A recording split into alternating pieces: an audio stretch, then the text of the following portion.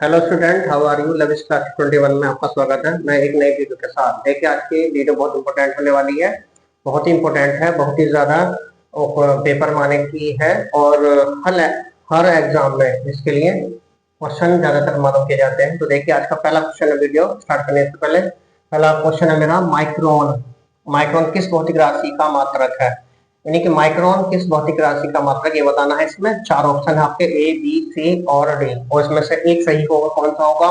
जब आपने माइक्रोन के बारे में पढ़ा होगा तो ये जाहिर सी बात, हम क्वेश्चन को आराम से कर सकते हैं। देखिए, माइक्रोन हो, एंगस्ट्रॉम हो, प्रकाश वर्ष हो, जितने भी ये मात्रक होते हैं सभी, सभी जो होते हैं वो लंबाई के मात्रक होते हैं, दूरी के मात्रक होते हैं। तो इसमें देख लीजिए, सबसे पहला क्वेश्चन में यह है, माइक्रोन किस भौतिक राशि का मात्रक है? तो देखिए, ए ऑप्शन है दूरी, बी ऑप्शन है समय, और सी ऑप्शन है मेरे पास द्रव्यमान, और डी ऑप्शन है मेरे पास दाब। तो इसका ऑप्शन जो है वो ए सही है, क्योंकि माइक्रोन दूरी का मात्रक अर्थात लंबाई का मात्रक है।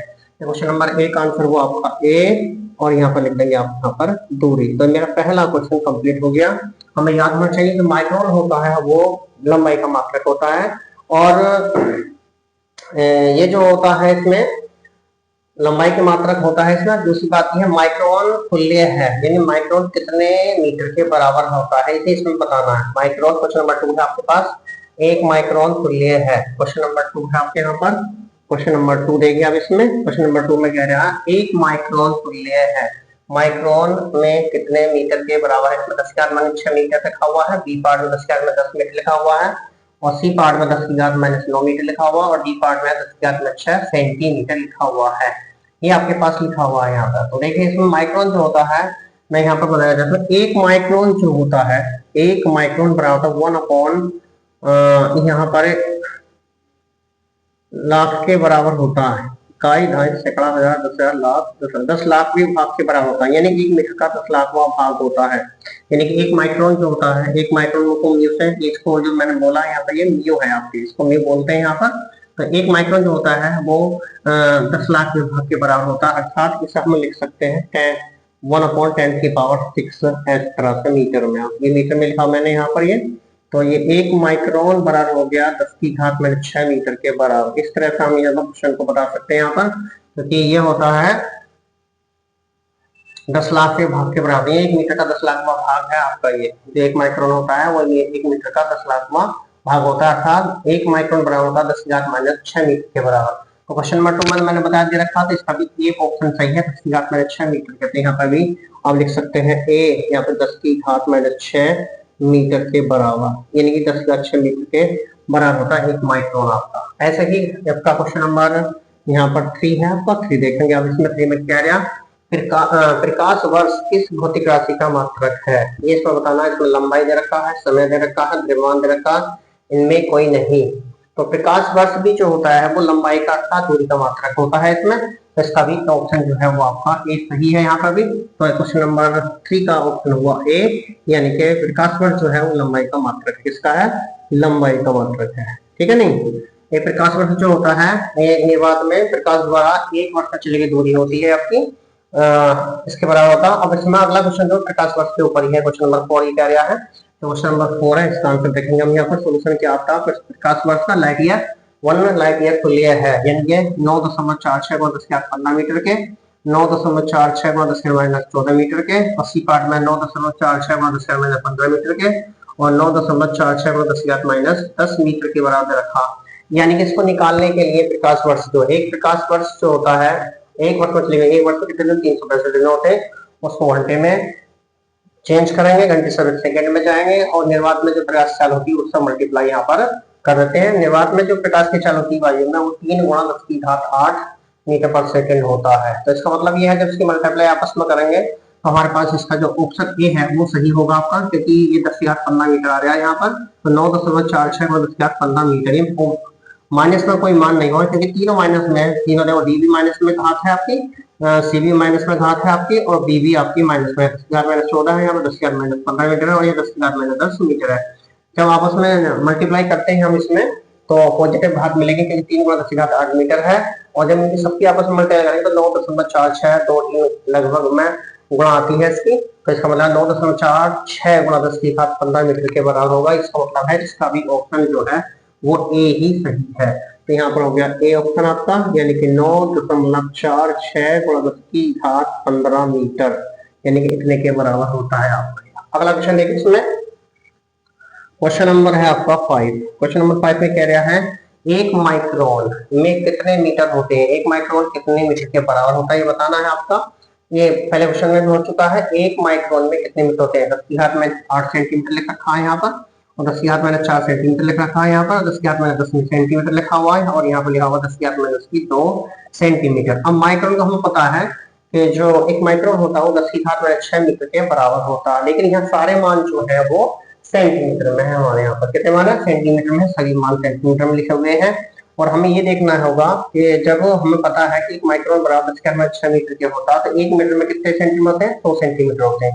तो इससे अगर हमें 100 सेंटीमीटर के बराबर होता है 1 मीटर, तो कितना हो जाएगा यहाँ पर। अब यहाँ पर देख लीजिए, इस हिसाब से ये सेंटीमीटर में है, ये भी यहाँ अगर सेंटीमीटर में आगे लिखते हैं, मीटर में सेंटीमीटर लिखा हुआ है 8, और यहाँ पे कितना है आपका 1 सेंटीमीटर जो होता है वो 10 की घात माइनस 2 मीटर के बराबर होता है, और 1 सेंटीमीटर होता है 10 की घात माइनस 2 मीटर के बराबर होता है।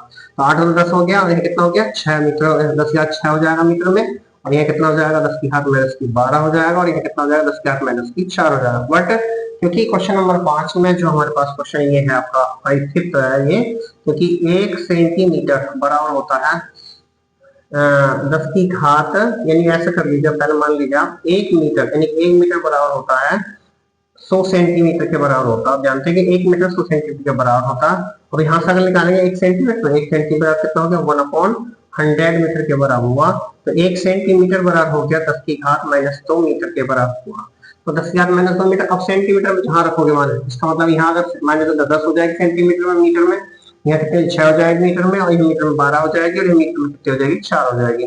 इसका मतलब इसका बी ऑप्शन सही है हमारा, क्योंकि 10 की घात में 4 सेंटीमीटर दे रखा, 1 सेंटीमीटर 10 की घात में 2 के होता है, तो 4 और 2 6 हो जाएगा। तो इसलिए यहाँ पर जो ऑप्शन बी है इसका क्वेश्चन नंबर 5 का हो जाएगा बी ऑप्शन सही, यानी कि हमारे पास हो जाएगा 10 की घात माइनस 4 सेंटीमीटर। ठीक है, नहीं ये मेरे पास बी पार्ट हुआ इसका। क्वेश्चन नंबर 6 है आपका, यहाँ पर 1 मीटर तुल्य है। अब ये बताना है 1 मीटर तुल्य है 10 की घात 10 एगस्ट्राम के, 10 की घात माइनस 10 एगस्ट्राम के, 10 की घात 6 एगस्ट्राम के, 10 की घात 5 15 एगस्ट्राम, 10 की घात 5 एगस्ट्राम के। अब एगस्ट्राम जो होता है वो लंबाई का मात्रक होता है, और बट हम जानते हैं कि 1 एगस्ट्राम बराबर जो होता है वो 10 की घात माइनस 10 मीटर के बराबर होता है। और बता रहा है 1 मीटर कितने है ना, ये कह रहा है यहाँ पर कितना कह रहा है 1 मीटर कितने, 1 मीटर तुल्य है। तो 1 मीटर जब इसमें ले जाऊंगा तो ये हो जाएगा 1 मीटर बराबर हो जाएगा 1/10, 1 ये हो जाएगा 1/10 की घात माइनस के 10 मीटर, 10 एगस्ट्राम के बराबर होगा। कितना होगा आपका यहाँ पर 10 की घात माइनस 10, ये इसके बटे में चला जाएगा यहाँ, और ये माइनस की घात तो 50 प्लस की हो जाएगी, तो 1 मीटर बराबर कितना हो जाएगा 10 की घात 10 एगस्ट्राम बराबर होगा आपका। इसका मतलब हुआ 1 मीटर जो बराबर होगा वो 10 की घात 10 एगस्ट्राम के बराबर होता है, यानी इसका ऑप्शन जो है वो ए सही है। तो इसका भी देखिए क्वेश्चन नंबर 6 का भी हमारे पास क्या है, ऑप्शन ए सही है। यहाँ पर 10 की घात 10 एगस्ट्राम, ये मेरे पास ऑप्शन हुआ सही। क्वेश्चन नंबर 7 का आंसर देखें। क्वेश्चन नंबर 7 क्या है, दूरी का मात्रक नहीं है। इसमें बताया दूरी का मात्रक, ये भी एगस्ट्राम भी दूरी का मात्रक है, फर्मी भी दूरी का मात्रक है, पार्शिक भी दूरी का मात्रक, बचा आपका सी वर्ण जो है ये दूरी का मात्रक नहीं होता है। तो ये इसके लिए हमारे पास जो सी है आपका, इसका सी ऑप्शन सही हुआ आपका वर्ण, ये हमारे पास है वर्ण जो है ये इसका सी ऑप्शन होगा आपका, क्योंकि वर्ण जो होता है वो दूरी का मात्रक नहीं होता। अब अगला क्वेश्चन है आपका 8। क्वेश्चन नंबर 8 में करना है आपको, देखिए क्वेश्चन नंबर 8 है 1 फर्मी बराबर होता है, यानी 1 फर्मी कितने के वर्ग मीटर के बराबर होता है। 10 की घात 6 मीटर के दे रखा है इसमें, 10 की घात माइनस 9 मीटर भी दे रखा है, 10 की घात माइनस 15 मीटर भी दे रखा है, और 10 की घात माइनस 8 मीटर भी दे रखा है। जैसी बात है 1 फर्मी जो होता है वो 10 की घात माइनस 15 मीटर के बराबर होता है, इसका ऑप्शन हुआ सी आपका सही, 8 में का हुआ सी, यानी कि 10 की घात माइनस 15 मीटर के बराबर होता है हमारे पास। क्वेश्चन नंबर 9 है आपका, देखिए क्वेश्चन नंबर क्या है, पार्शिक किस भौतिक राशि का मात्रक है। जानते हैं मैंने बता चुका हूँ इसमें कि पार्शिक जो है लंबाई का मात्रक होता है, दूरी का मात्रक बनना होता है। उसमें एक ऑप्शन दे रखा दूरी, ऑप्शन हमारा ए सही हो गया, जबकि समय पार्शिक का मात्रक नहीं होता, क्षेत्रफल और ऊर्जा का मात्रक नहीं होता, तो किसका होता है दूरी का। इसका भी क्वेश्चन नंबर 1 का इसका हो गया क्वेश्चन नंबर 9 का ए पार्ट, यानी कि दूरी, यानी कि पार्शिक जो होता है वो दूरी का मात्रक होता है। ठीक है, क्वेश्चन नंबर नेक्स्ट है आपका 10 में कह रहा है एक पैरा लड़के, यह है पैरा लैक्टिक है हमारा सेकंड, ये है किसका मात्रक है ये बताना आपको। इससे जो पैरालैक्टिक सेकंड होता है ये किसको मापता है, समय को नापता है, दूरी को नापता है, आवर्ती को, वेग को। सबसे ज्यादा इंपॉर्टेंट क्वेश्चन यही है, मोस्ट इंपोर्टेंट क्वेश्चन, हर एग्जाम में ज्यादातर आता है ये क्वेश्चन।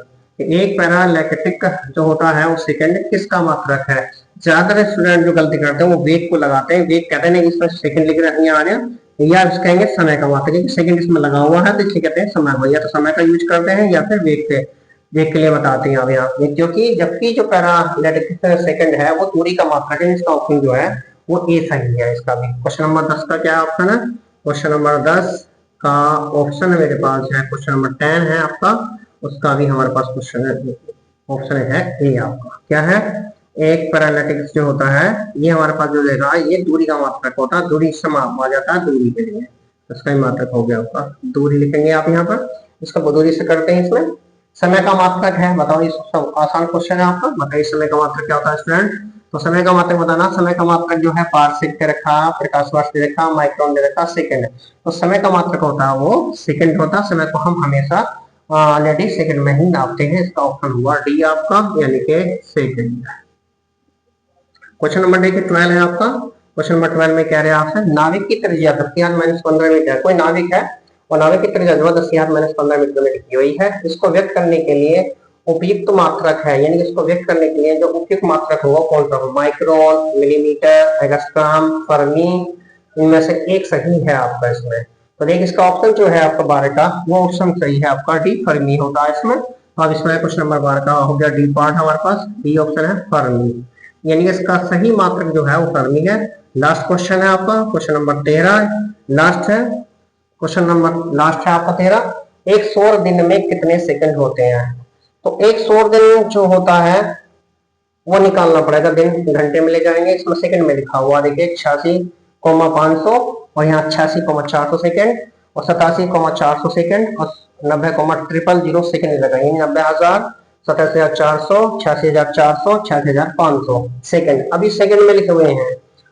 अब एक दिन में होते हैं 24 घंटे, 24 घंटे को हम मिनट में चेंज करेंगे, मिनट को ले जाएंगे सेकंड में, तो एक घंटा बराबर होता है 3600 सेकंड के बराबर। एक घंटा बराबर कितना होता है, देखिए हम जानते हैं बिनो डेट, बिनो हम जानते हैं, बिनो डेट हम जानते हैं एक आवर्स, एक घंटा जो बराबर होता है वो बराबर होता है 3600 सेकंड के बराबर होता है। कितने के बराबर होता है, 3600 सेकंड के, ये हमें पता। अब एक दिन जो है एक सौर दिवस की बात कर रहे हैं, तो एक सौर दिन कितने के बराबर, ये कह रहा है एक सौर दिन में कितने सेकंड होते हैं, तो ये हो गया 24 घंटे, 24 गुणा 3600 सेकंड, 3600 सेकंड, इस तरह से निकाल लेते हैं हम यहाँ पर। इसकी मल्टीप्लाई करेंगे तो 86,400 सेकंड आएगा इसका।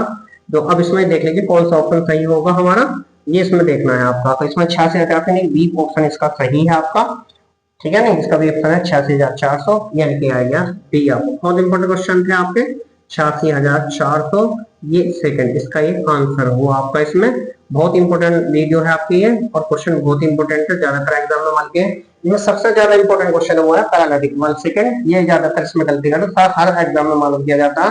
और 100 दिन वाला भी इंपॉर्टेंट है आपका, सभी क्वेश्चन इंपॉर्टेंट है, सारे के सारे का बेसिकली हमारा तैयार होगा, तभी हम आगे की क्लास को देख सकते हैं इसमें। ये बहुत बेसिकली विकल्प है हमारे, ज्यादातर जनरल क्वेश्चन थे आपके इसमें। तो आपसे गुजारिश है हमारे चैनल को सब्सक्राइब करें, लाइक करें, शेयर करें। धन्यवाद।